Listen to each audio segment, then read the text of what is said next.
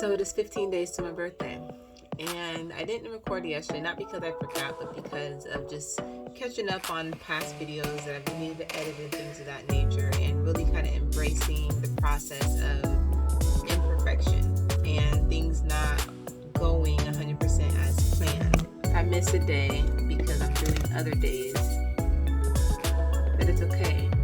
That was the lesson from yesterday, that it's okay to not have it be 100% as planned, but embracing the progress, like the fact that I've done as many videos as I've done and I've edited them and put them out there, and trusting that they are going to be filling my pipeline, that they're feeling what I'm working on, and that it's not going to be in vain.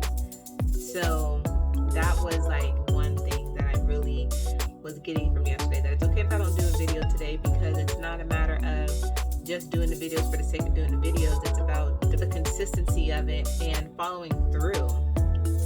And I'm doing these other videos that I have to go back and edit, that I'm going to go out and put out there. And so I have things I am doing. So if I miss a day for the sake of doing other things related to that same project, that's great. Like, there's nothing wrong with that. The journey is the journey, the process is the process, and we can't skip it. So at the same time, we can't be a stickler about it either, which actually takes me perfectly into the message of today for me, which is staying committed through what you don't want to go through. What are we focusing on? Like, where does our spotlight tend to go to in the process of anything, period? Whether it's something new, whether it's something old, whether it's, our day-to-day. Like, do we spotlight the things that aren't working well and make that the center of our attention? Or do we spotlight what is going well and celebrate those things and give acknowledgement and recognition to those things and get excited about those things because we see things happening? Do we get discouraged at the first bump, the first rejection, the first thing that it happens that isn't what we want it to be? And does that almost push us to retreat and run for the hills? Or do we acknowledge our growth? Do we acknowledge the process? Do we acknowledge, okay, I'm not going to be great at this at first. There's going to be things that I miss. There's going to be people that say no. There's going to be things that aren't going to go my way. And when those things pop up, are those things going to sway me away from what I'm doing? Like, and this is big, because actually in my journey, which is what this is all about, and becoming aware, becoming more self-aware with myself. Hence being self-aware, right? But being of myself, my emotions, my thought process, the things that make me react a certain way versus not, and embracing and accepting the learning process to the point of allowing it to be what it is without allowing me to get emotionally involved with it. I spoke a couple days ago on taking things personal, and how a lot of things are not personal. It has nothing to do with us. But the same token, so I think part of me on one hand is like, okay, I cannot take it personal. Their no is their no. But then the other part of me, it's like when it's the care, which I have to explain. I have had to learn, and I'm actually learning to have some middle ground a little bit, because I've always been a very big-hearted person. And so when I care a lot. And when I care and I know that what I'm sharing, offering, whatever the case is, or is what you need, especially after you've already informed me that you don't have it, or that you're in need of it, or whatever the case is. And an example of eating healthy. I'm not perfect at all, but I try to do pretty decent. I'm more conscious, more aware. And if let's say I know someone who's sick, or their health isn't as great as it could be, and I know that their health could be better if they did something small. It's like a small change. Eat more vegetables, drink more water, walk around the block once or twice a week. Nothing crazy. Just do this simple thing and you'll be fine, right? And they don't do it because I care about their wellness and their well-being. I might push a little bit. My passion for their health and well-being might cause me to push a little bit. And for some people, that push may be considered pushy or aggressive or doing too much, whatever the case is. So then, my defense, I don't care. Fine, whatever. Do what you want to do.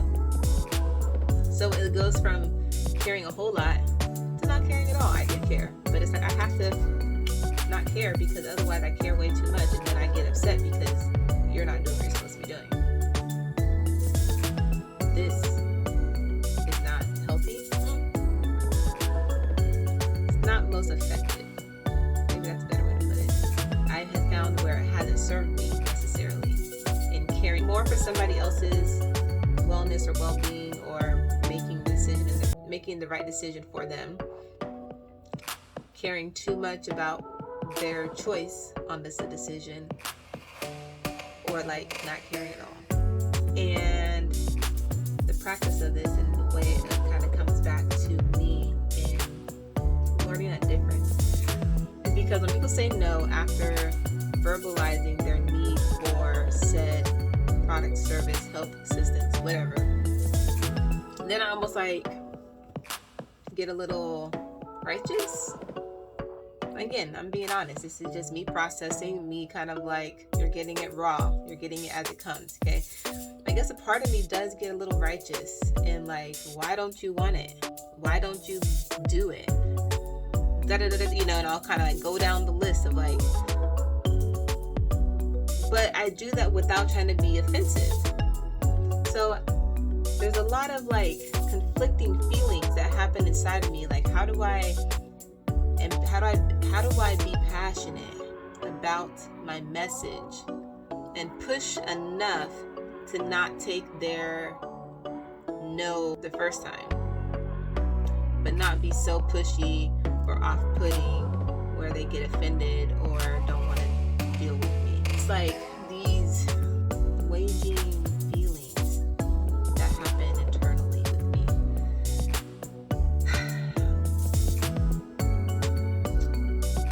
And how to not let those feelings dissuade me, stop me from what I'm doing. That was what came up for me today. I was really in a place of, is this the work that I want to do? Of having to kind of chase people down, convince them why they need what I'm sharing. But then when I started journaling about it, I think it's more the discomfort and being willing to go through the discomfort that involves other people to get where I'm going. Because my natural tendency is to not want to deal with is not to want to deal with the conflict, to not want to deal with the pressure, to not want to argue, even though I'm definitely at all not arguing with anybody. But I think maybe internally, again, my body, there's a similar feeling physiologically between trying to be passionate and purposeful in my delivery with somebody about something that I intend that I believe to be good for them, and arguing. Like, example, the feeling of excitement and nervousness in the body are the same exact feelings. You get butterflies, your hands might get sweaty, you start talking fast, your heart starts beating fast, right? And these are, like when you're nervous, you get excited, like you kind of have this like built up energy, right? But at the same token, if you are nervous about something, talking to someone, whatever, you tend to get the same feeling.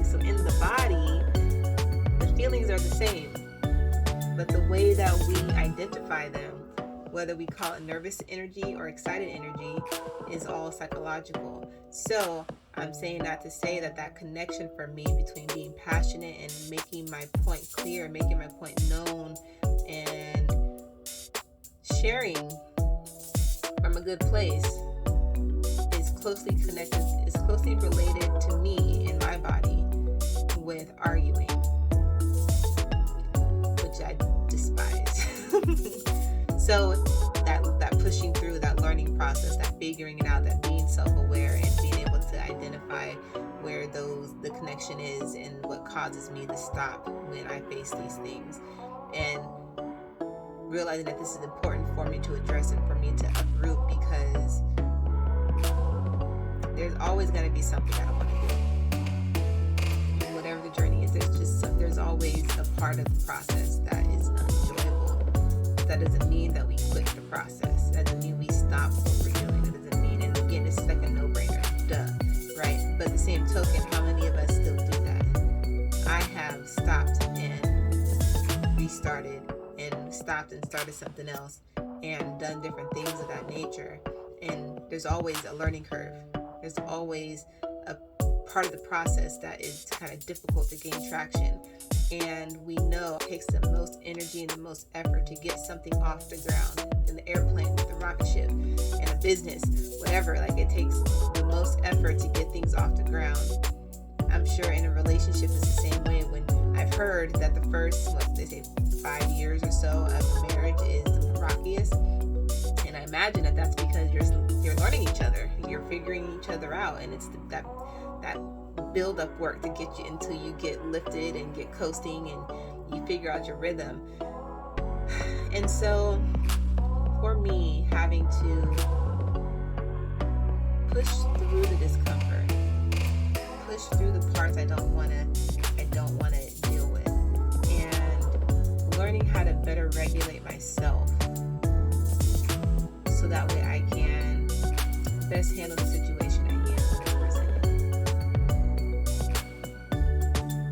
And so instead of running, fight, flight, freeze, or fawn, instead of flying and leave the situation and throwing up my hands like, I don't care, whatever,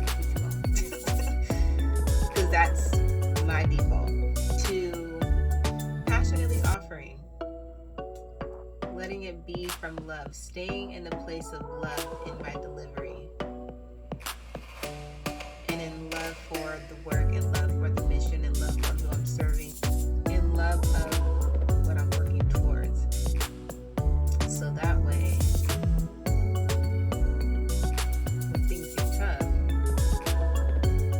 it's already no brainer. Push through. Keep them. Stopping's not an option. I've got to get better. It all comes down to getting better. It all comes down to getting better. The more you do it, the better you get. The better you get, the easier it gets. And it's not that they say, like, it doesn't get easier, you get better. Life doesn't get easier, you get stronger. It doesn't get easier, you get better. And I'm repeating it on purpose because it doesn't get easier. It's just that we get better. So because we get better, it seems like it's easier, but the work is still the same. The work is the same. I'm speaking to myself because the process is the same regardless. It doesn't matter, and the work can change a little bit, but the process of doing and doing and doing day in and day out, like doing the things you don't want to do, doing the things that may not be as fun, having to deal with people, having to overcome objections, having to deal with the but the objection and the friction and the conflict in our own minds and bodies that cause us to stop. Like, we gotta deal with that so that way we can keep it pushing. Otherwise, we stop and think that it's better elsewhere.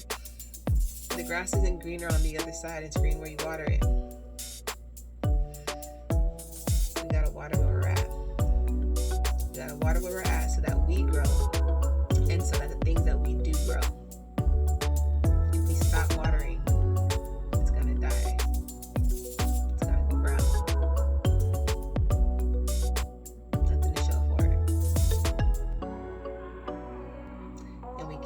dump a bucket of water on it and hope it's going to grow, because we might kill it that way too. It's a continual process. Continually pushing through, continually doing it, continually practicing. It's a practice. It's a practice. So, practice pushing through when it gets hard. Practice pushing through when you don't know anymore. Practice pushing through when you feel that tightness in your body, wherever you feel it. Maybe you feel it in your chest, maybe you feel it in your stomach, maybe you feel it in your throat. I don't know where you feel it. For me, it's kind of like a chest feeling. It's primarily in my chest. And